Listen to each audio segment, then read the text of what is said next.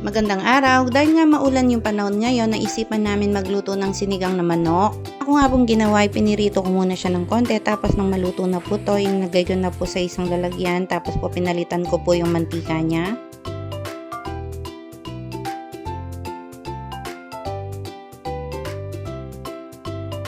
Ang mapalitan ko na po yung mantika, inilagay ko na po yung luya at saka po yung sibuyas.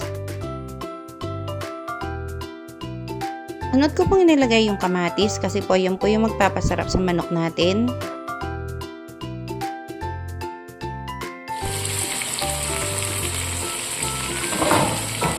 Malambot na po yung kamatis, nilagay ko na po yung manok, then sinunod ko po yung patis.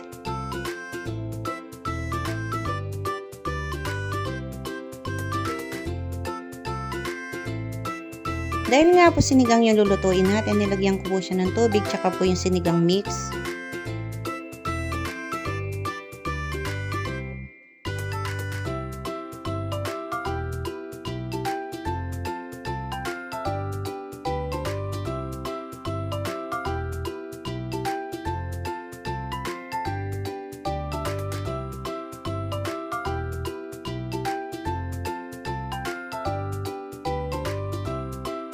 Hanggang dito na lang po yung mini vlog ko. Maraming salamat po sa mga nanonood. See you on my next vlog. Bye bye!